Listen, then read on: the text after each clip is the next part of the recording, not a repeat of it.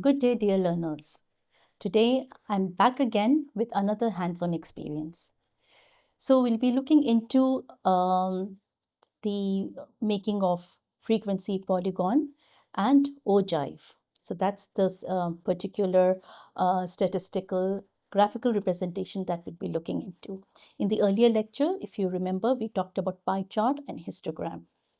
So just to give you a quick overview, first we'll be going through the steps in creating a frequency polygon, and then we'll be having a hands-on experience regarding it and we'll be attending to different kinds of problems, and that will help us to understand more and have a more hands-on experience through practice.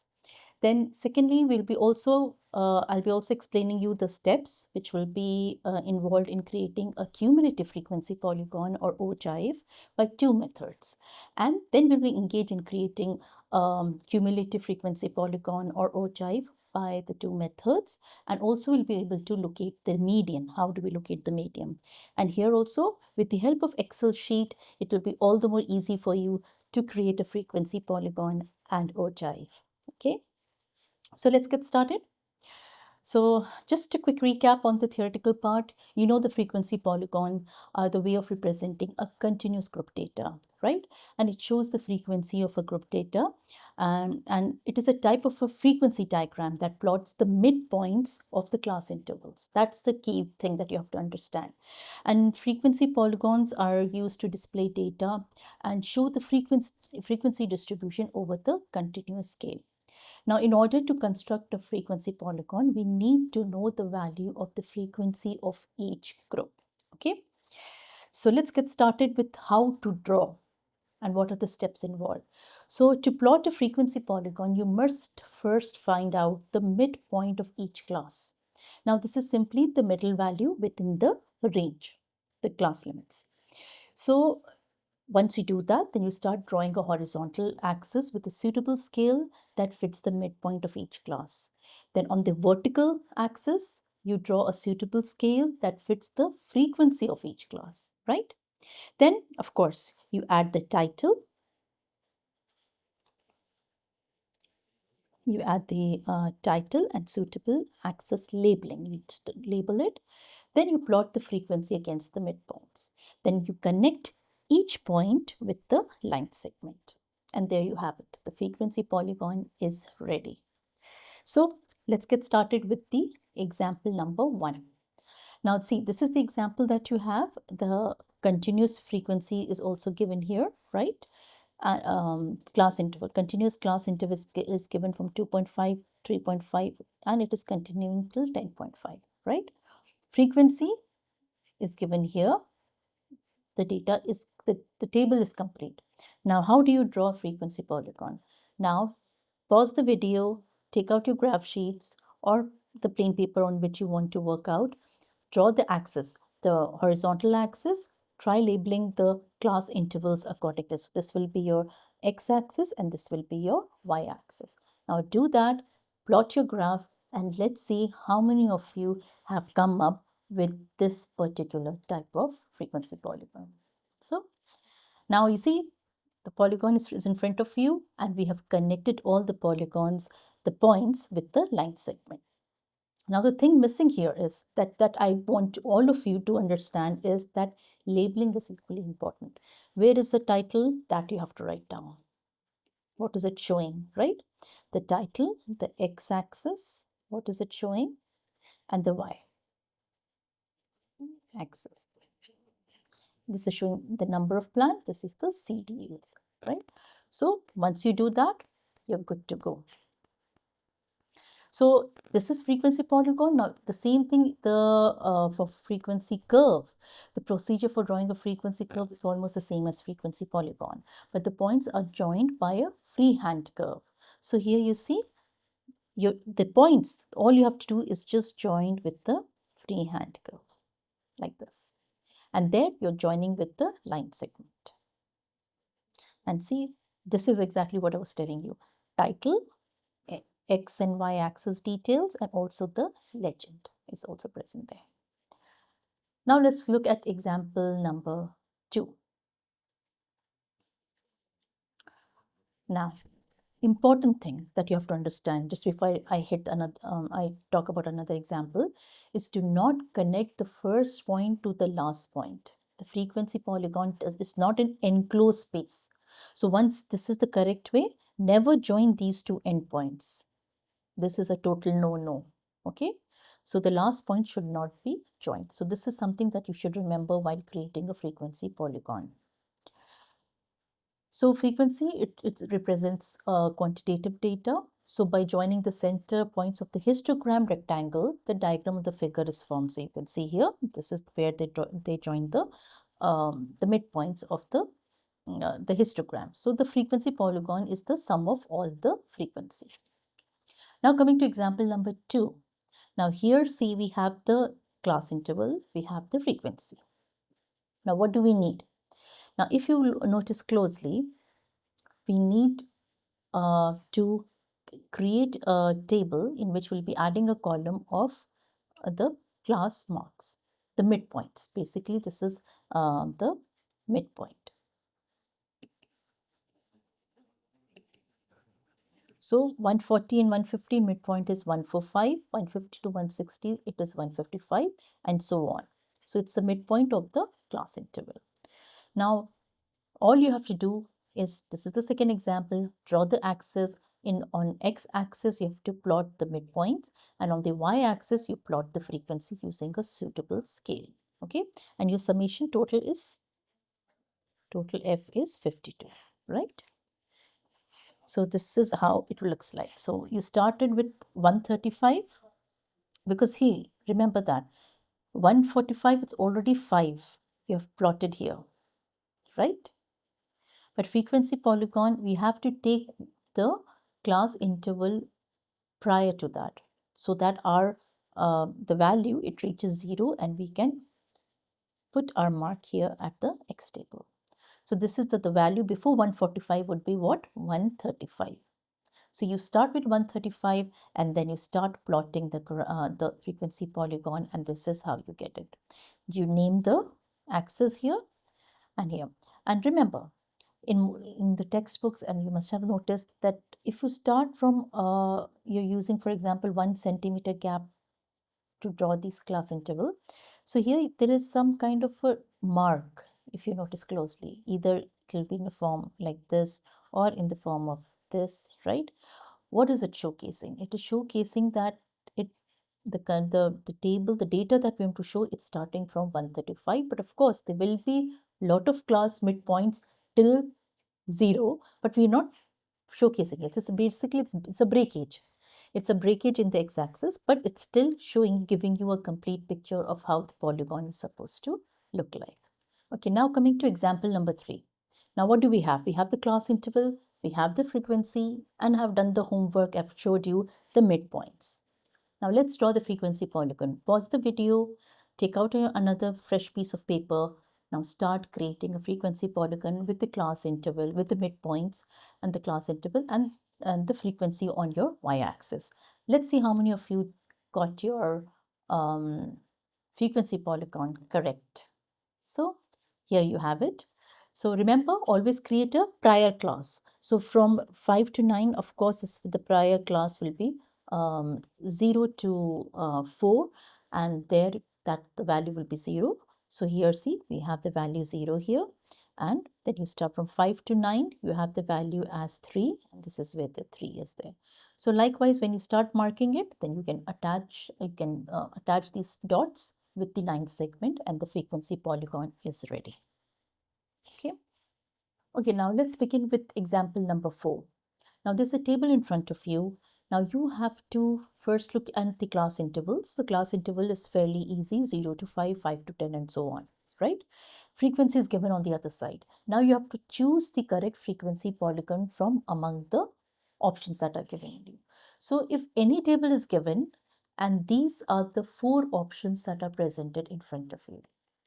Now you have to choose the correct option. Pause the video and think which frequency polygon will be corresponding to the data that is present there, right? So I hope just you must have narrowed down the option that you find that is the correct frequency polygon. So just by looking at two of the graphs very clearly without even looking at the values, you can say it's a total no. That means not a frequency polygon. One graph is this. Why? Because the points are joined together. So this cannot be a frequency polygon. Second, this also cannot be a frequency polygon. Reason, because it is joined by the freehand. So two are completely eliminated. Now come to the two options, A and B. Now among these two options, now you have to look into the value. From 0 to 5, it's 5. 0 to 5 class intervals. It is 2. Frequency is 2. 5 to 10 is 5. Now let's see. Here, 0 to 5. Here, if you look at here, this is 5. This is the 5 interval. Here, this is the 5 interval. Right? The option is 2 here. Option is 2. Right? This is correct. Now, next is 5. 5 is 5 to 10. So, 5 to 10 is 5. 5 is here. This is correct.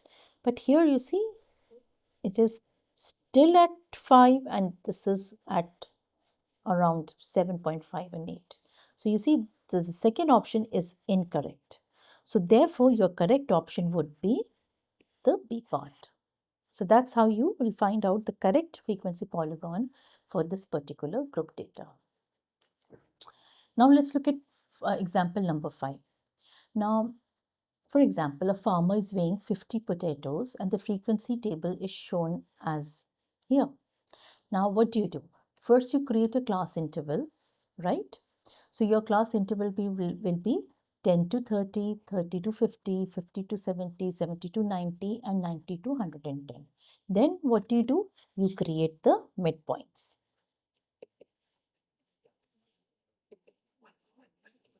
So the midpoints up from 10 to 30 would be 20. This would be 40, right? This would be 60. This would be 80 and 100. Is it clear? Till here, so good so far? So we got the midpoints. Now let's plot the graph. Now the weight is on one side, right? The class interval, the midpoints, and the frequency is on the y-axis. So now you have to plot the graph. So if you look at the graph, so the first thing that you will first plot is the value that comes at 23. So this is 20. Now 3 would be somewhere here. This is the point. Okay, and it's assumed that the frequency prior to it will be obviously 0 at the class interval 10, at a class interval here, right? So you will be placing first 20 is 3. Then for class interval 40, that is here, midpoint 40, you're placing it at 8. So this is where you place it at. Here, 6, 7, 8. 60 is here. Let's place it on, for 60, you place it on 19. So it will be somewhere around here, right? Just before 20. Then on 80, you have 15. So we have, this is fairly easy. Just trace it here. Then on 100, you have 5. So it's easy. So what do we do? Now start joining it with the line segment.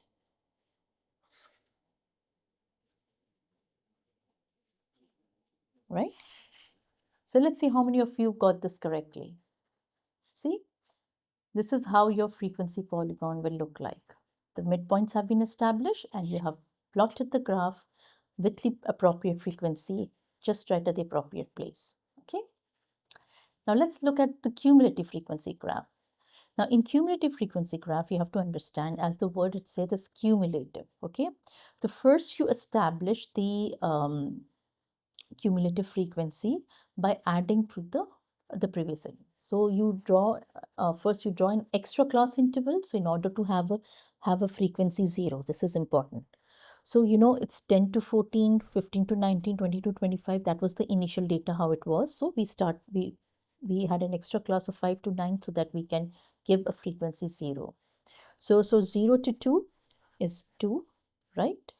Now 2 plus 6 is 8. 8 plus 3 is 11. 11 plus 5 is 16. 16 plus 8 is 24. This is the total frequency. So even if you see here, the total frequency would be 24, right?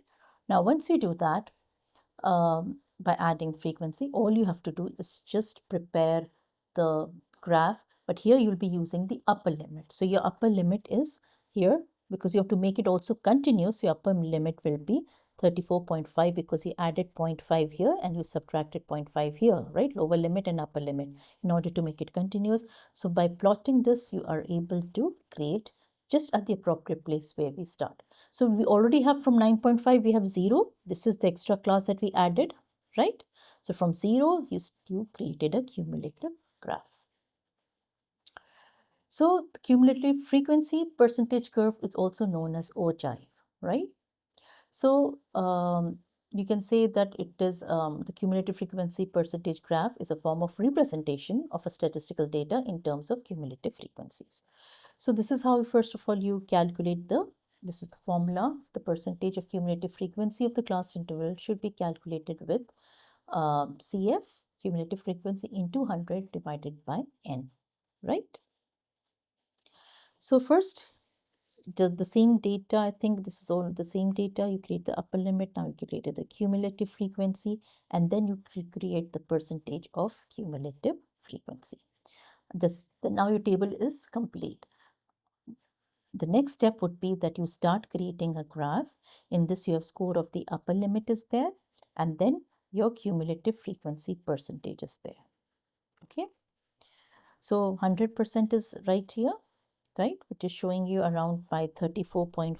So you're basically creating here the graph in which these points have been plotted accordingly. This part, I think the plotting part will be very clear to you. The thing is, first work on the table, get the values correctly, and then start plotting the graph. The plotting will follow the same rule, the general principle that I talked about. The x and the y-axis, the units, the width of the bins that you want to calculate, and then you start creating. Now, frequency polygon and ogive is also created by two methods, right? First is less than method, and the second is more than method. Now, what happens in both the methods, in less than and more than method? First, you have to understand that we convert the classes in the which we call as an inclusive form or continuous form, right? So, of course, by subtracting h by 2 from here, h is basically you can say the difference between the lower limit of a class and the upper limit of the preceding class. So, h by 2 here, you subtract it, and here you add it. So you get the continuous kind of an inclusive class interval, and this is your frequency, right? Then you add the cumulative frequency. That's another column that you add. So it's fairly simple. Now you know how to add make a cumulative frequency. You start with 1, and then you start simply adding and getting your cumulative frequency. So you get 50 as the last total, and this also would be your 50. So let's start plotting the graph of ogive with the cumulative frequency and the class interval, inclusive class interval. And let's see how many of you got it correctly. See? Now this is the less than type cumulative frequency. So we find that this is 19.5. We're using this. 19.5, 24.5, 29.5. So this is where we are using these interval, and from 19.5 is 1, and from there it's going on till the last, that is 50, and on 50 we have 69.5 here. This is 69.5. So you see, and the shape of the ogive is a very smooth curve. This is how it is formed. So this is usually for the less than method, it is in the form of a very subtle S-type shape, right? Now for more than method, it's the same thing, but here the technical thing is the technical thing that you have to make sure is that first inclusive class interval is calculated. This you have understood how you plus on one side and you minus h by 2 half, and then you create a inclusive class interval. Then you have the frequency. Now you create a cumulative frequency. But here you start from the bottom. 3 plus 10 is 13. Okay, 13 plus 5 is 18. 5 plus 7 is 25. 25 plus 6 is 31. So you get F as 31 here. Right? Now, how do you plot the more than type graph? So we start with the class interval 4.5, 9.5, 19 of 19.5 and so on. So you see this is more than. This is the class interval that we try to plan. Once you do that, now see from 9.5, it is the cumulative frequency is 31. This is the value that we have to see. So 9.5 is 31. See? And then 19.5 is 25. So 19.5 is 25. So invariably, when you start calculating cumulative frequency in this way, we get more ogive of a more than method, in which obviously the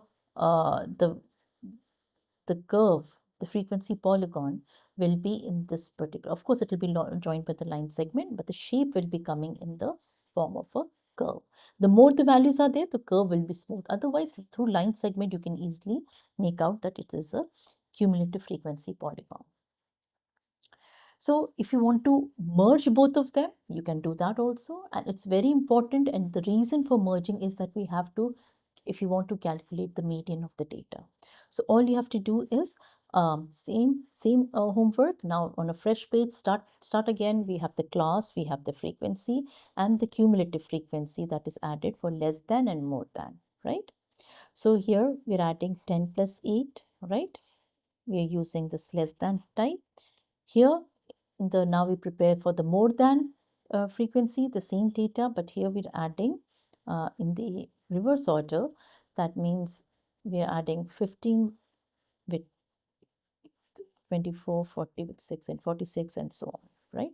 But you will get the total frequency as 100 here and 100 here. Fine. Now prepare the graph and let's see how many of you got less than and more than ogive. So if you look at it, let's see, this is the image that you get. See, frequency classes are there. You plot it according to the class interval 20, 30, 40, 50, 60, right? Place you have plotted accordingly, and this is your frequency. So this is less than ogive and this is more than ogive. So if you see that both ogive, less than and more than, they will always intersect at a point. Now this point, if you draw it on this particular class, this will show the MD. This is the median value of that particular ogive. So you see, the intersecting point will determine the median point. So this is how you can say that ogive is also helpful, and we can also create both the ogive of less than and more than. So the median of group data can be obtained graphically, as the coordinate of the point of intersection of both the ogive is the median. So this is the median. So before we conclude this lecture, let's have a quick look at how we can prepare all that on Excel sheet. Okay, so you can take out your laptops and open an Excel sheet, and let's start working simultaneously. Now we will look into how we're going to prepare a cumulative frequency polygon or ogive through more than method. Now this is an Excel sheet in which I have pre-feeded the data. So we have a class interval from 10 to 19, 20 to 29, 30 to 39 and so on, right? You can see it here. Then this is the inclusive class interval, which is basically, this is the inclusive class interval from 9.5 to 19.5, 19.5 to 29.5 and so on. Then midpoints we have established from 14.5, 24.5 and so on. Till here, everything is clear to you. We have already practiced it. This is the frequency. This is the cumulative frequency of more than. So, of course, here what are we doing? We're adding 3 plus 10 is 13, 13 plus 5 is 18, 18 plus 7 is 25, 25 plus 6 is 31, right? And this is the frequency of the percentage frequency. Now, the extra class that we're going to add is below 14.9.5 interval. Reason being why? Because we need 59.5 class interval for 0 cumulative frequency. So once you have established that and you got 0 frequency, then we are good to go to prepare a Ogive through Excel sheet. So let's go, let's click on home, go and insert. Just click on any cell. This is where I want to insert my graph, okay? So I go and insert, go on recommended charts. Now click on a cell in which you want to insert the data. Now select the data that needs to be inserted. Go on recommended charts. Now here you'll find the Ogive. So you'll find the cumulative frequency. Click on it and press OK. See, there you have it. Now you can drag the chart wherever you feel that you need it. So you see your title is clear. Now anything that you want to add on the axis can be added here. So axis title, just click on axis title and there you have it. So if your axis titles, they show the midpoints, inclusive class intervals or midpoints, you can write down. These are the midpoints. And here the class, this would show you basically the frequency,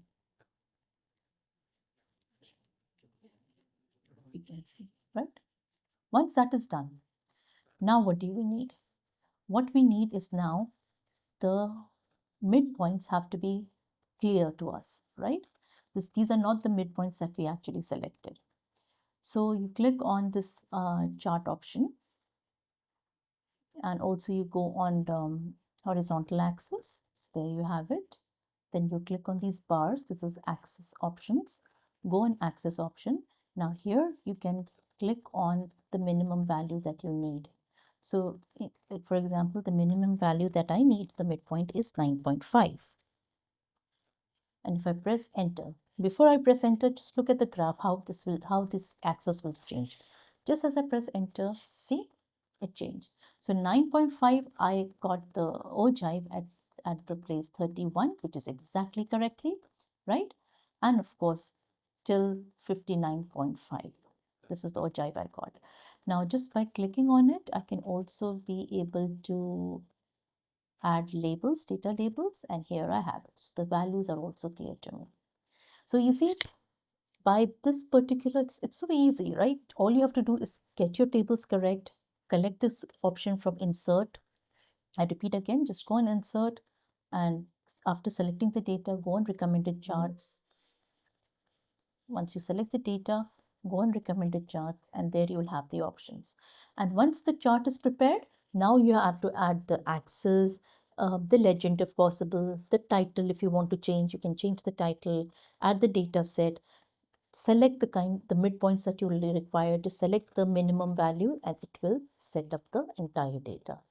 So that's how you're going to, that's very easy a way in which you can prepare the Ogive through Excel sheet. Okay. So to conclude, what have we learned in this particular session? So this entire session, we had a clear understanding on how to construct a frequency polygon and cumulative frequency polygon, that is Ogives, using two different methods. And through hands-on experience and with a lot of examples, we looked into the practical skills to present and interpret data visually. We try to identify the patterns and locate the median accurately. Right? So these exercises not only enhance the statistical understanding, but also build up a confidence in you, right? How to apply the graphical tools so that your data analysis looks meaningful to you. So this is where I conclude and end my lecture. These are the reference book that you can go through for a more comprehensive reading on the hands-on and graphical representation of frequency polygon and Ogive. Thank you so much for your patience listening. So we finish off with this particular week, and I'll be seeing you again in the forthcoming week also. So take care of yourself till then and have a nice day. Bye bye.